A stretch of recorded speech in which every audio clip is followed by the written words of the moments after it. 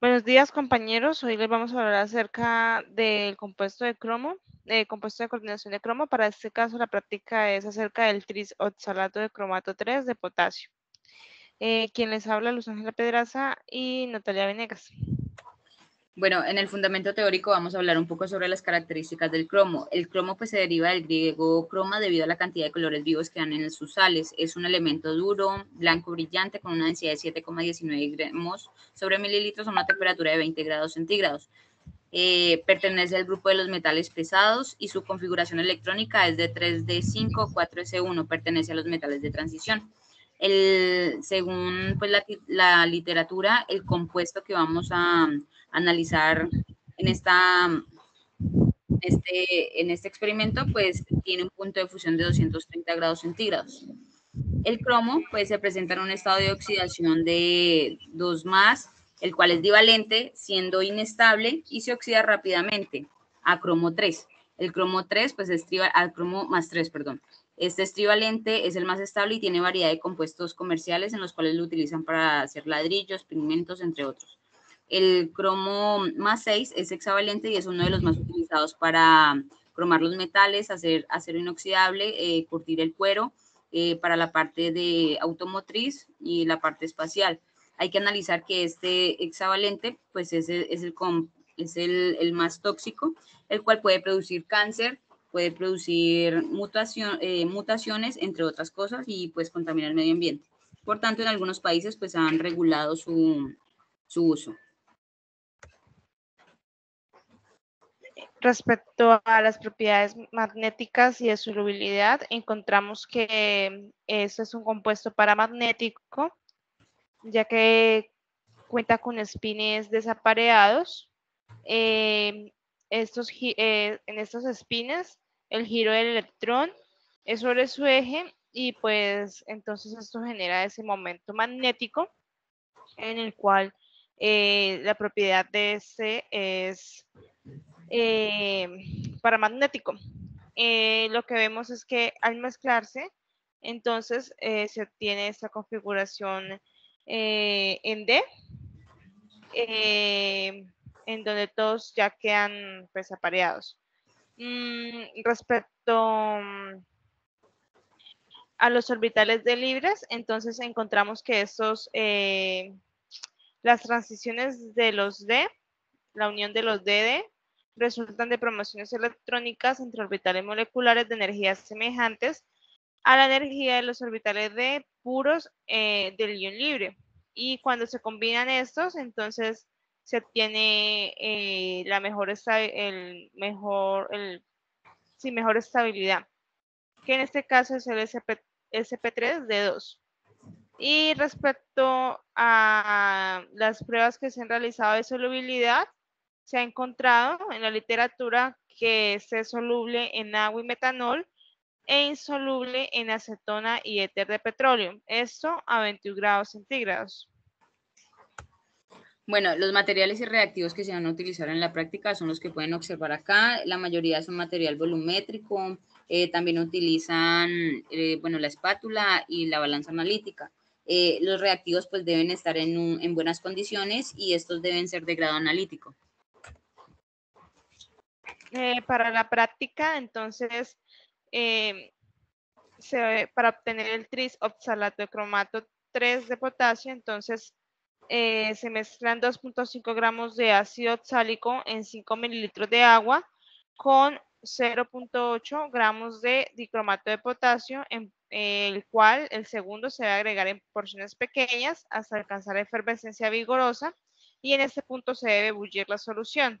Posteriormente se adicionan 1.2 gramos de oxalato de potasio monohidratado y se debe enfriar a temperatura ambiente, para posteriormente adicionar 4 mililitros de etanol al 95% y enfriar en baño de hielo, lo cual va a facilitar que se formen los cristales, los cuales tienen un color agua marina, y estos se deben tomar y ubicar en el embudo de Buchner y lavar con etanol para purificar la muestra. Posteriormente, para analizar el efecto de pH, entonces se adicionan 5 mililitros de dicromato de potasio en un tubo de ensayo y se adiciona hidróxido de potasio 0.1 molar hasta que se observa el cambio de color.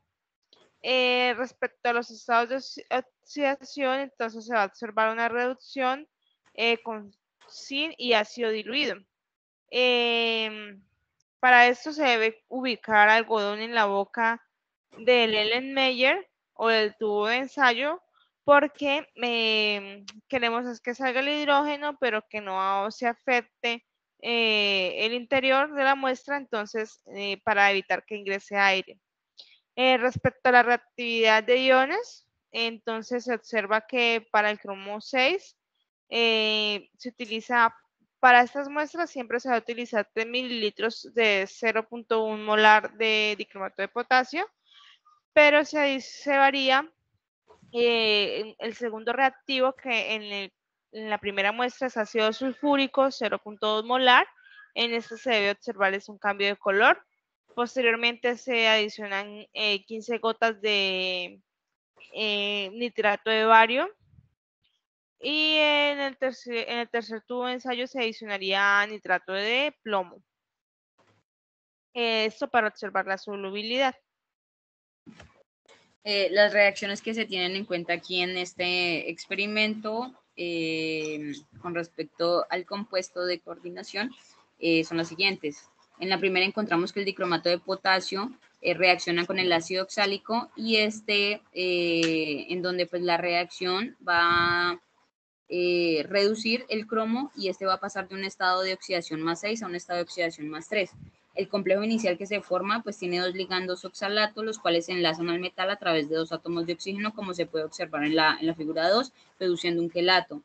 Y además de esto, según lo que hemos, según lo que hemos pues podido como aprender en clase, como por decirlo así, la estructura de este ligando pues es bidentado. Para la segunda reacción, al adicionar pues el dicromato de potasio al ácido oxálico, la solución va a cambiar de un color negro y va a producir una efervescencia. Luego de esto, pues se va a adicionar el oxalato de potasio y se va a obtener un color más profundo. Este complejo pues presenta una estructura octaédrica, que es el trisoxalato cromato 3 de potasio, el cual tiene 3 ligandos de oxalato, los cuales se coordinan al metal a través de dos átomos de oxígeno formando un quelato.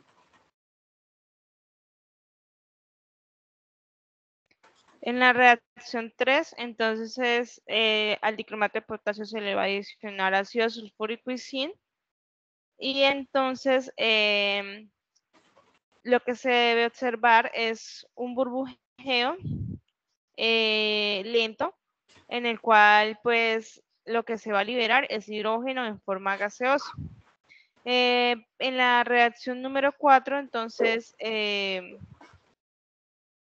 se debe observar la variación de colores característicos del cromo 6 más, y el cual es color amarillo, y al disminuir el pH, entonces será una coloración naranja. El pH disminuye cuando se adiciona ácido sulfúrico.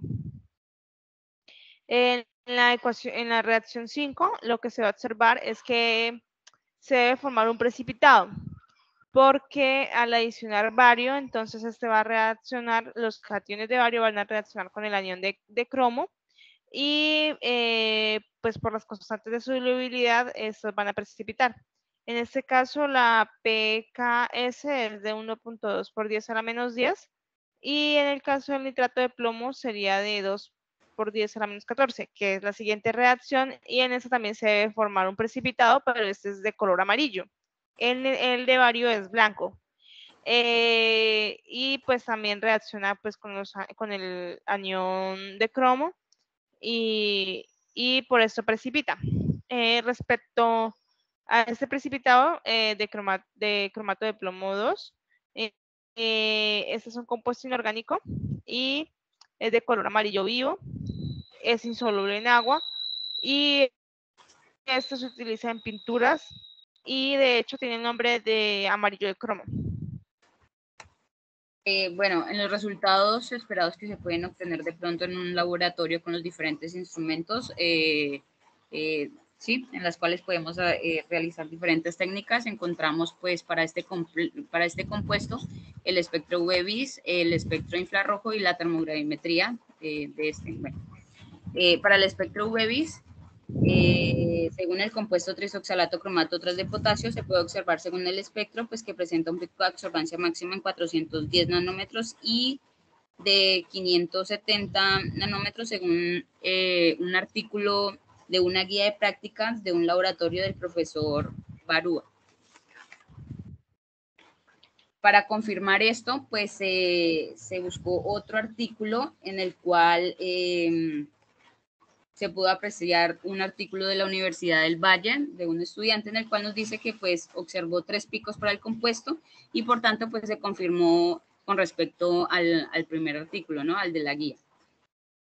Luego, para tener más idea en qué longitudes de onda se pueden observar el cromo 3, pues encontramos el siguiente artículo, un artículo como más un artículo más como más al tiempo, o sea, en el 2021, como por decirlo así, se me fue la paloma, lo siento, en donde nos dice que pues cogen el compuesto que nosotros estamos analizando y a este le agregan la glicina y lo analizan en medio ácido.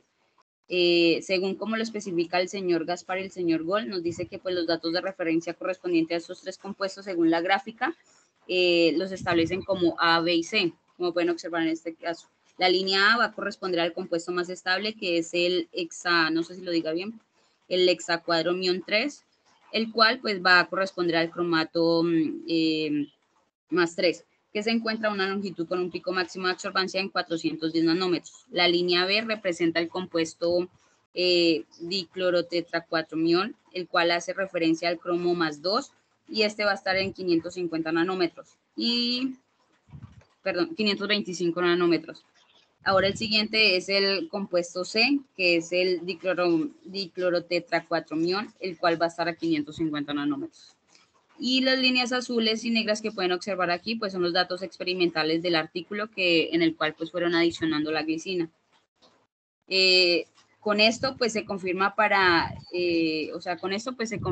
los 3 artículos que el cromo 3 se encuentra en 410 nanómetros y se confirma con la siguiente, pues con estas longitudes de onda, como ya habíamos dicho.